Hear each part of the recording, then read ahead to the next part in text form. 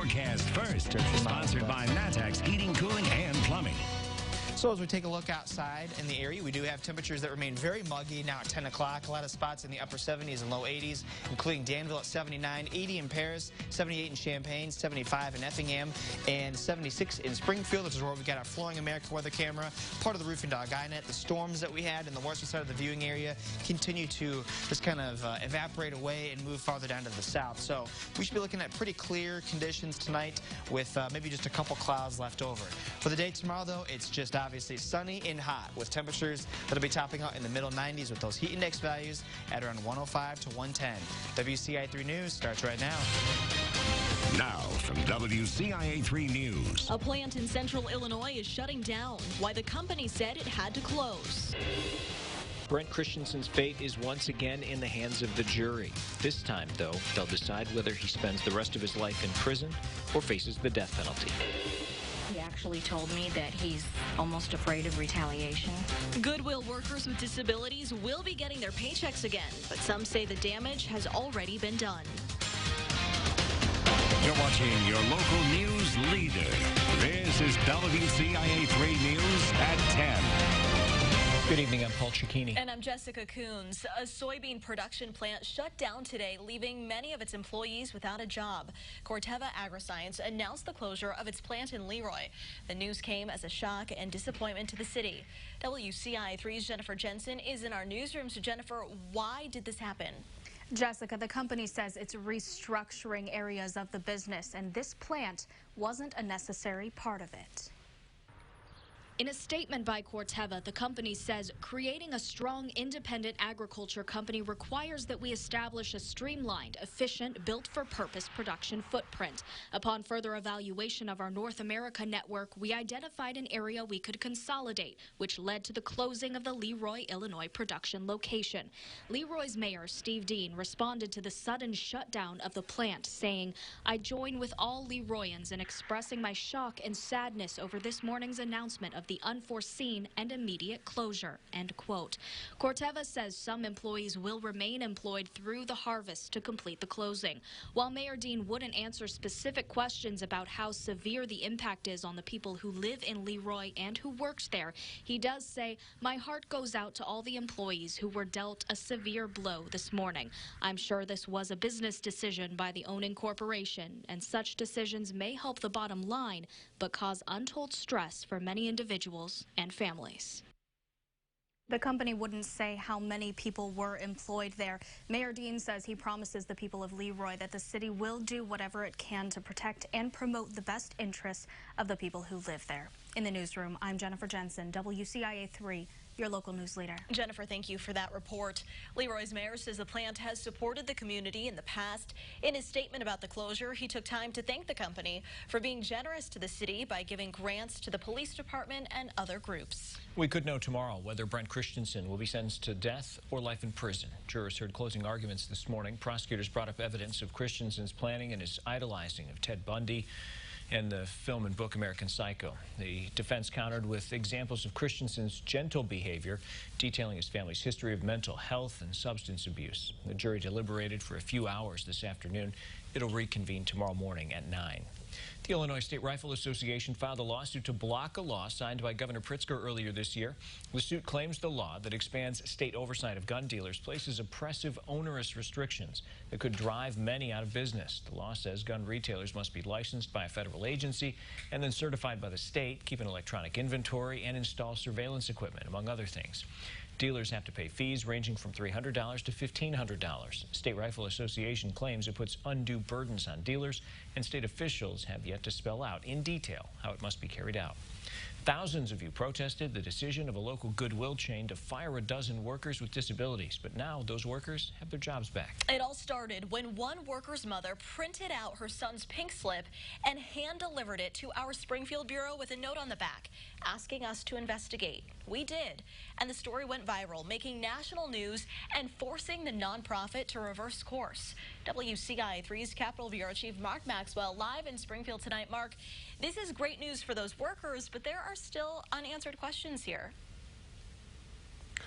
Jessica, there are several, and we may learn some of those answers after the local Goodwill chain huddles in a board meeting tomorrow. The first step, the good news, was that they reinstated these workers with disabilities. Also on the table, giving them back pay. That's still yet to be determined. But there are still thousands of people across Illinois and even the country calling for the CEO, Sharon Durbin, to step down, resign, or be terminated from her position after she said some shocking and offensive comments. She said, quote, it really wasn't a job, talking about the position held by these workers with disabilities, and said they gave them a paycheck through grace out of their budget. I asked Lonnie Braun how it felt to hear her son's boss talk about him like that. To hear somebody say something like that was so degrading. When Nick goes back to work, how is he going to feel knowing that his boss said those things and saw him in that light? He actually told me that he's almost afraid of retaliation, which worries me because before he was so happy. When I heard that, everybody that I know that heard that, we were just appalled. How can you be CEO over a company that stands for people with disabilities and then turn around and say something so horrendous and degrading? It was so degrading. Is she still qualified to lead that nonprofit for that mission, given what she said about your son and his coworkers? In my opinion, no. I think she destroyed that chance when she put the letter out.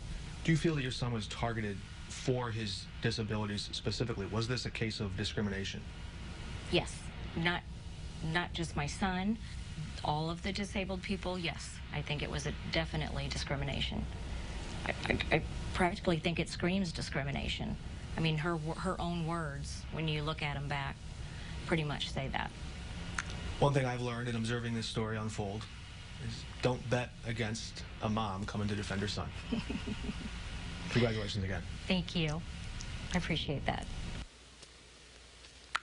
I also just got off the phone with 28-year-old Nick Braun tonight. He's at Grandma's house near St. Louis. He had to get away from all the noise of this story for a few days. It really rattled him. He has Tourette's, he has autism, and cerebral palsy. He couldn't believe he got his job back. He was ecstatic, very happy, and he kept saying thank you over and over again, asking, how did you do it? And I reminded him that it was because of the thousands of people, many of you in our audience, who reached out and voiced their support. He was very happy to learn that so many people, including 2 presidential candidates, were in his corner fighting on his behalf. Jessica? The support there certainly overwhelming. All right, Mark, thank you so much.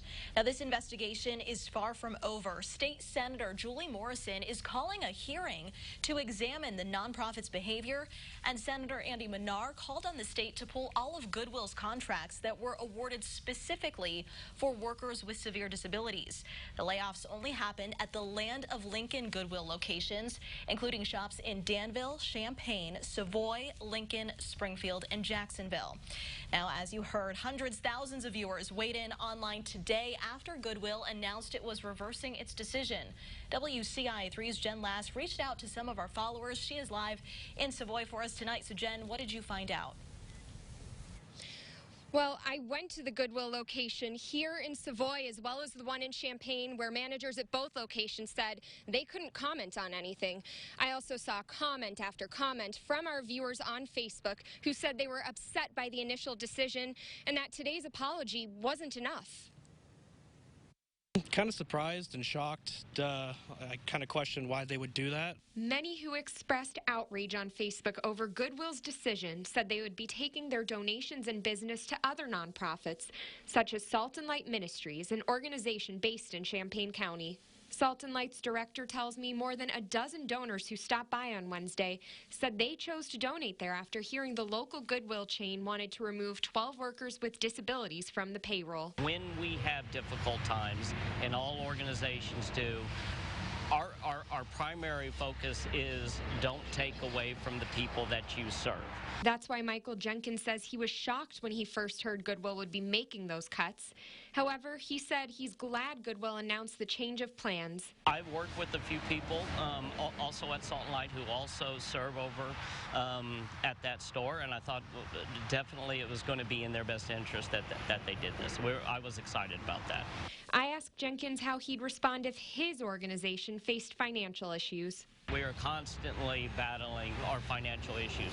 And yes, we focus first on the ministry, why we exist, and we look at how else we can cut our expenses to meet those bottom lines. When you look at it from a national perspective, it's easier to make those cuts at a higher level. When you're a local organization, you work, I'm the director, but yet I work side by side with the people that we serve. And we want to hear from you. Does today's announcement change where you plan on donating or doing business going forward?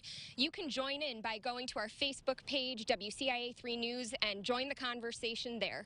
Reporting live in Savoy, Jen Lask, WCIA 3, your local news leader. All right, Jen, thank you so much. Well, one town has plans for the future of its downtown. What that could mean stepping back into the past. Plus, it's a problem both the state and the nation face.